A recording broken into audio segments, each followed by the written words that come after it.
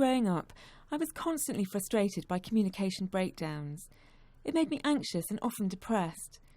Sometimes these difficulties can become intense, or there may be extra problems like difficulty concentrating or connecting with people, or more serious issues that affect how you function in everyday life. These kinds of problems happen to lots of people from all walks of life, and they are all linked to the state of a person's mental health. If you've been feeling the same way, or if you know someone who has, then watch this DVD, because it can tell you about a new service that is made to meet your individual needs. It's called the National Deaf Children, Young People and Family Service. So who is it for?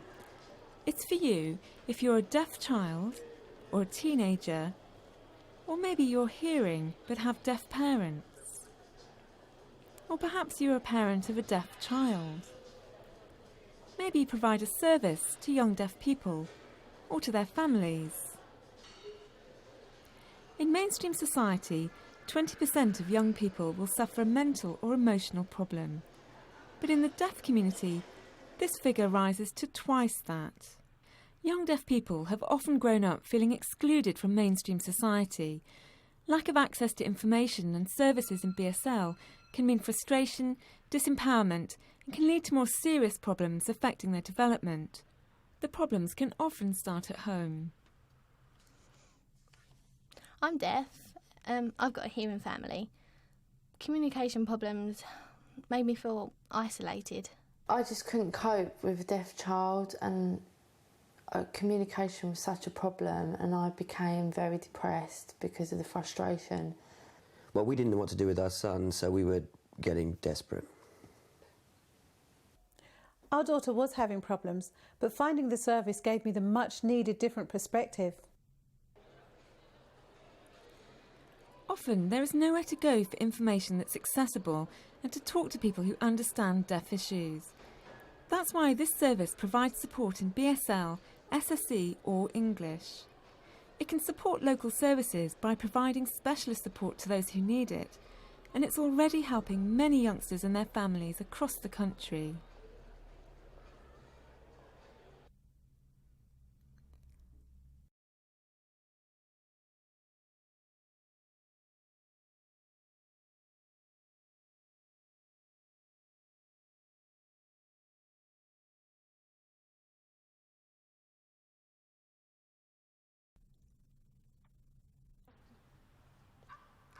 Being deaf in a hearing family can be difficult, and for one family, the frustration was becoming unbearable.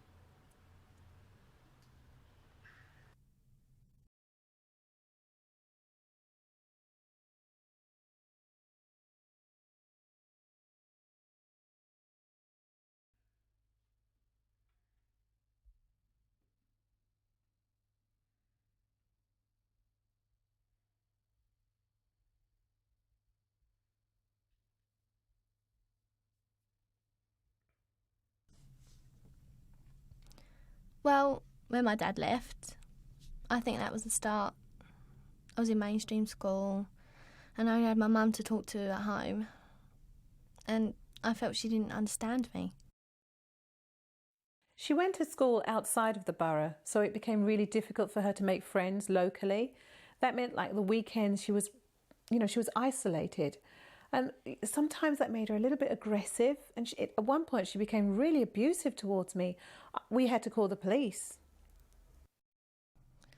It would start with stupid things. Once there were no subtitles on the TV, and I needed them. I just got angry and Mum went crazy, so it got out of hand. I think I was angry, really.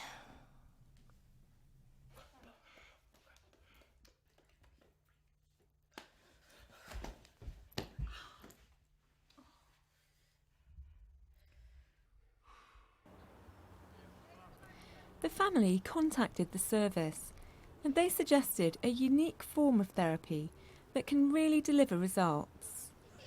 It's called family therapy. In a nutshell, family therapy is where the family get together with a small group of professionals, and in an open, calm, reflective way, they explore what's going on in the family. And it's not intended to be judgmental, it's intended to be a way of exploring what's going on in the family. We went to the service and they recommended family therapy. It works like this. We go into a room we have a professional there and our family, we all sit together. This room has a two-way mirror, and behind the mirror there's another therapist, another professional. We just talk through our problems or the situations that we're having, and then the two professionals will go away. They'll have a discussion about it, and then they will come back, and basically we have another meeting and talk us through what perhaps our next step, or will give us recommendations and things like that. And the job of those people who are watching or listening is to really put their minds to reflect on and think about what's going on and feed some of that back to the family just in an open, reflective kind of way. And that then helps the family really to further explore where they need to go next. I went with my mum to visit the service to learn how we can relate more. At first it was weird, but it was also a relief because Mum was made to listen to me. And slowly she started to realise what was happening. Well, I realised that I was fueling the problem. I tried to calm her down, and then we'd just get locked into some sort of argument, and before I knew what happened, the whole thing had escalated. I wanted to go out with friends, to go to the cinema or whatever, but Mum would never let me out. I'd come home from school and I'd be stuck in. I couldn't have a life. Well, I had to deal with letting her go out. It was a case of letting her grow up and I had to learn how to negotiate with her. And they acted as go-betweens and helped me to realise that my behaviour was really affecting her in a negative way. I think it was about letting go of the reins and allowing her to grow up. But I think it's now made us a lot stronger. It's about learning to listen to each other.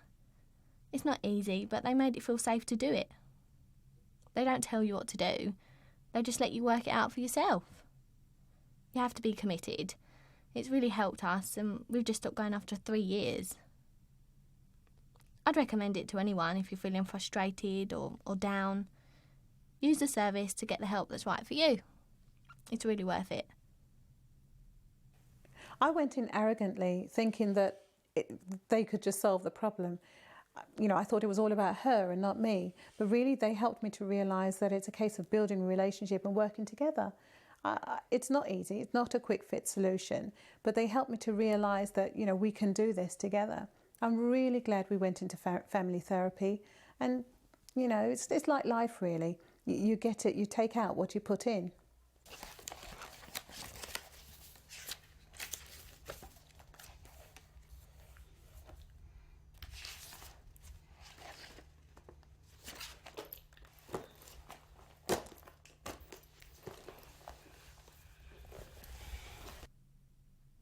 I still get angry, but I don't tend to fight with Mum like I did. It's a lot calmer. In the future, I'm hoping to go on to college and study design, and I feel that's a lot more achievable for me now.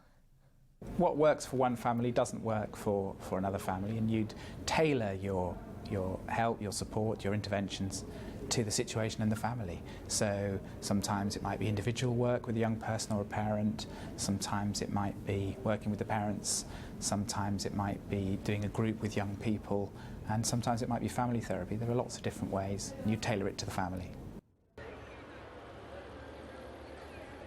The deaf community is small. Many people know each other. So for many deaf people, confidentiality is a big worry, and a private, confidential venue is important. But with this service, there's no need to worry.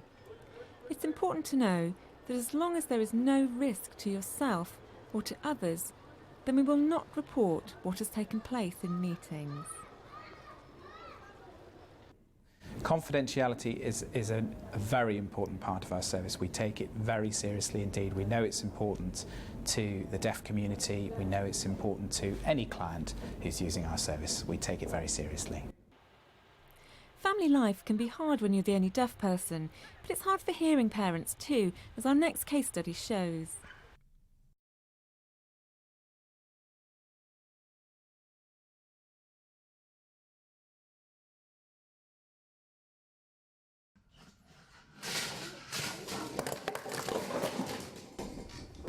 Stop that, please. Stop now, please. Stop that, please. James is 4 and he was really hard work. He's got a lot of energy and it was taking me forever to get him asleep at night, and then he was waking up at the crack of dawn, and he was like a really fussy eater, and he was throwing really bad temper tantrums, and I was finding it difficult to control him. And sometimes he was really naughty.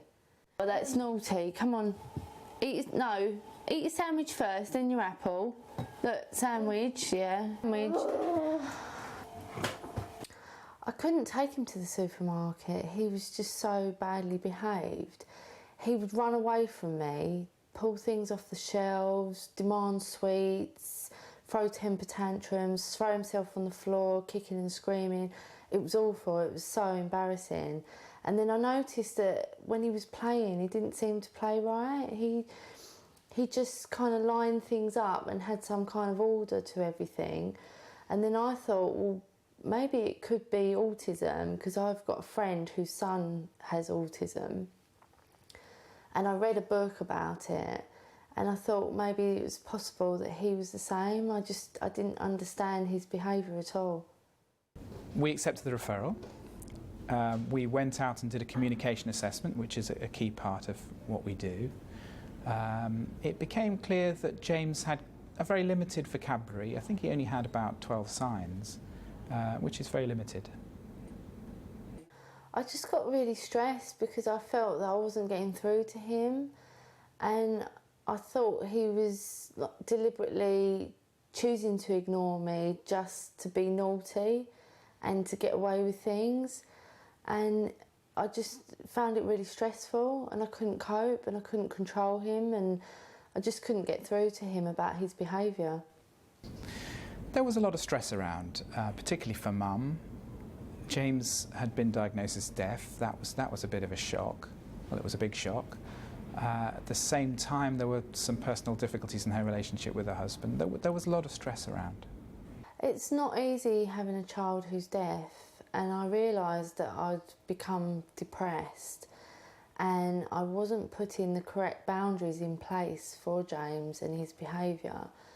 But I think that was also due to the fact that I was feeling guilty over the separation between myself and James's father.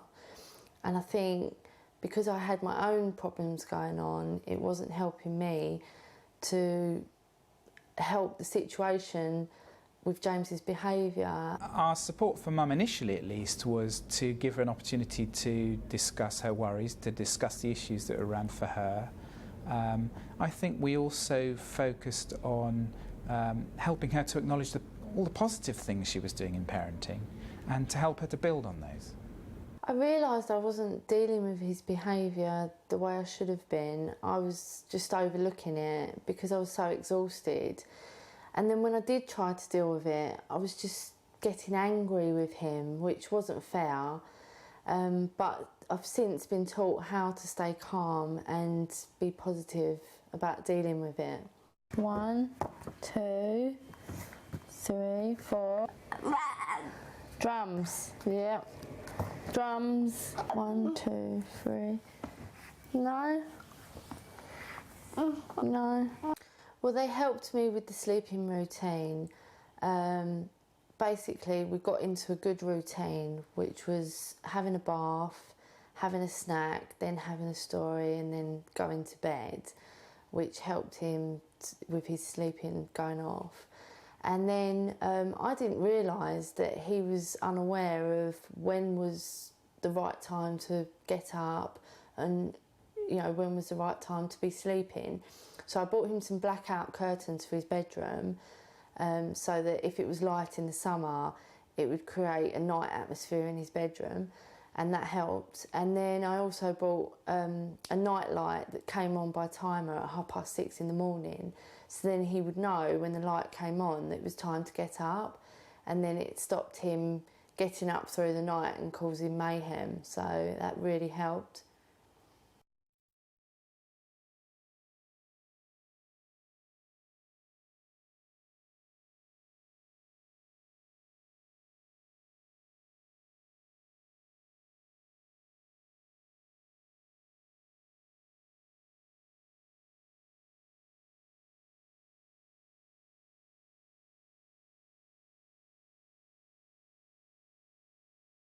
Well, we created a star chart to encourage James to wear his hearing aids more, which, you know, did encourage him. And then once he started wearing his hearing aids more regularly, it meant that he could talk more and we could communicate better. Plus, we were signing together more, so it just improved communication between us immensely. Well, now it's different because we're playing together more and we're communicating better and we're having more quality time together and we're enjoying each other's company more, and it's helped to improve our bond. I'm not shouting at him anymore and getting frustrated. He's not getting frustrated. He's got more confidence now. He can take charge a bit more, and it's just helped our bond together so much, and it's really improved things.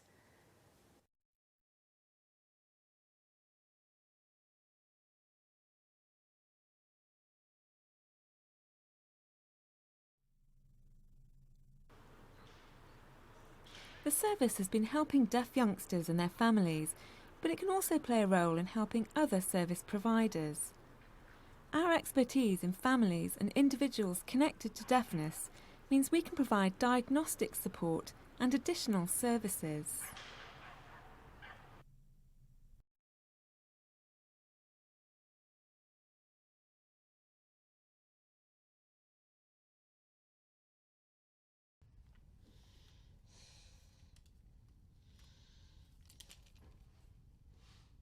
Adam was born deaf.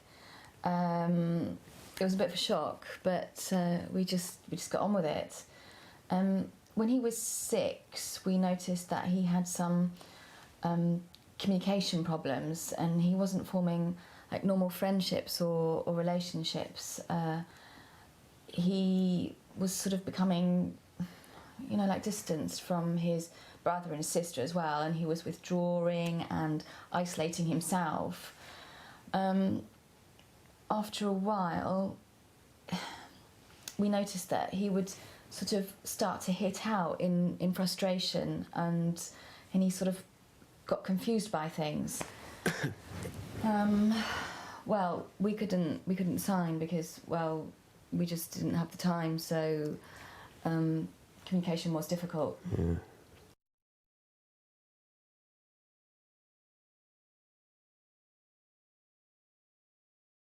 Well, it's fair to say we were getting desperate, really, well, because we didn't have any idea what to do. We took him to the doctor, but again, he would just go into himself, he'd withdraw into himself, and he ended up standing in the corner with his back to us, just rocking and muttering.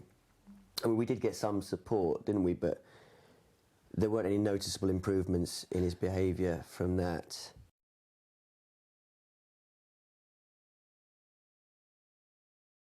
He got accidentally pushed over at school, and he just started lashing out, he started kicking out, and he ended up hurting the other 2 kids. And that then started affecting him at home. He became even more withdrawn, and his brother and sister simply couldn't communicate with him, so they began to ignore him. And he took to locking himself in his bedroom and missing school as well, wasn't he?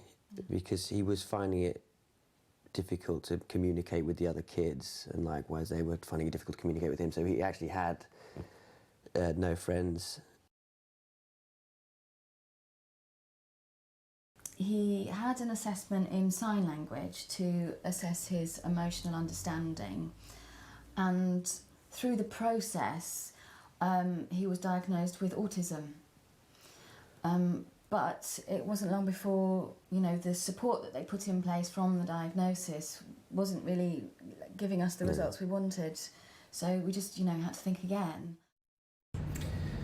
The issue really for us was that the diagnosis of autism and the notion of language delay within the diagnosis of autism often means that people treat the child in a very different way.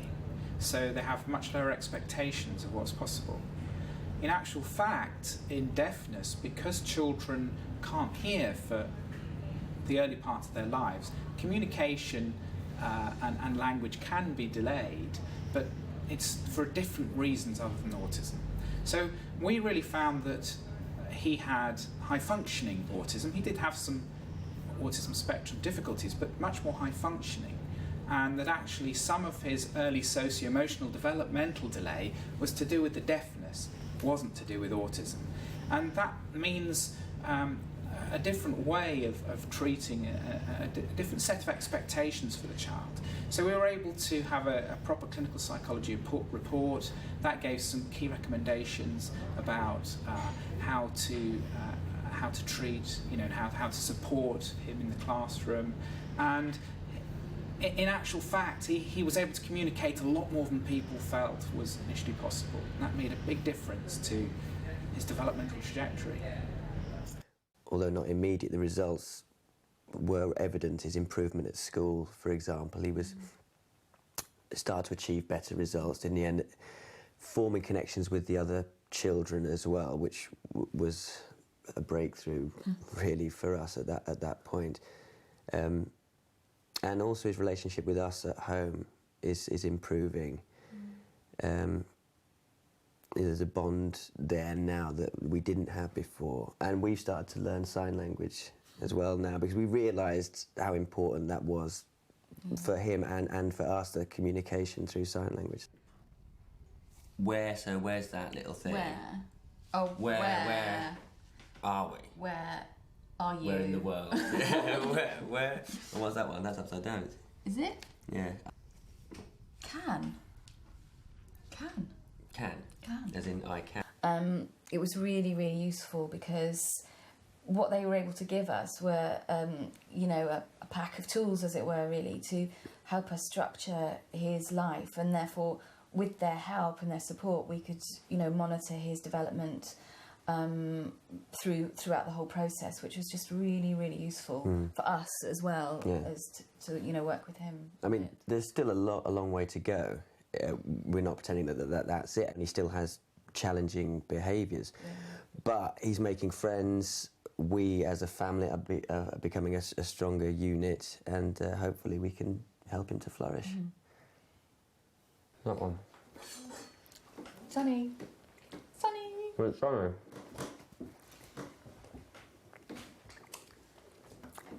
Hot.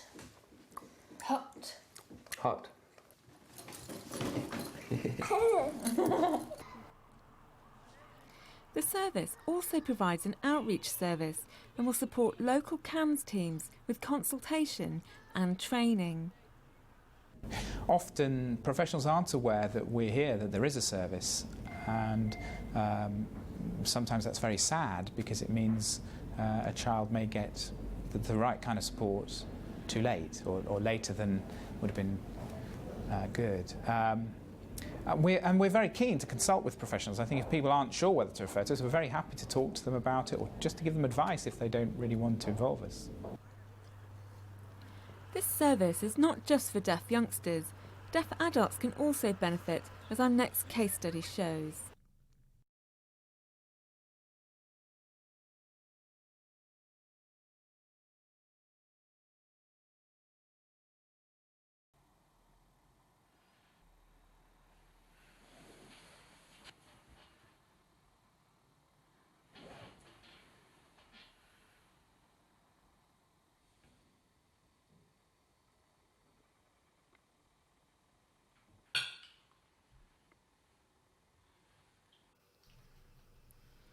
Lucy is our only child. She's hearing, and we communicate with her in BSL. I was always feeling anxious, and I felt there was something wrong with her. When she had worries, she didn't talk about it, and that's affected me, because I worry too much. The service told us that we are overprotective, and that doesn't really help her. We worked with Lucy and her family for over a year. It became very clear that she has high levels of anxiety, because she can get very anxious. So a lot of our work was focused around helping the family manage her anxiety, and also helping her with things like relaxation techniques to manage her own anxiety. they taught us how to keep diaries and keep everything organised. We learnt how to deal with any worries as and when they happen. We've learnt how to praise her now. We try not to worry too much if Lucy is not doing well, as it will make her habits and tics and worries worse if we fuss over her.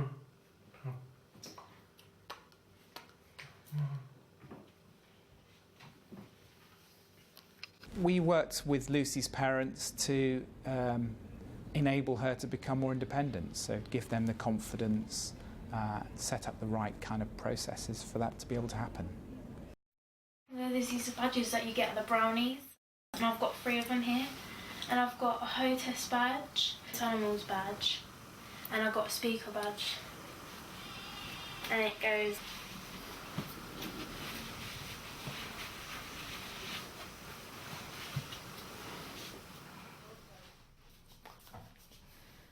We realised that Lucy had not really socialised with other children, so we were encouraged to ask her if she would like to join after-school clubs. And eventually she did. And also, she went to a youth club and she's just joined Brownies. Well, we've now stopped relying on Lucy to do any simple interpreting for us, as we realised that it's really not fair on her. There are plenty of interpreter services we can use, and there are services that can be provided. So we've stopped that.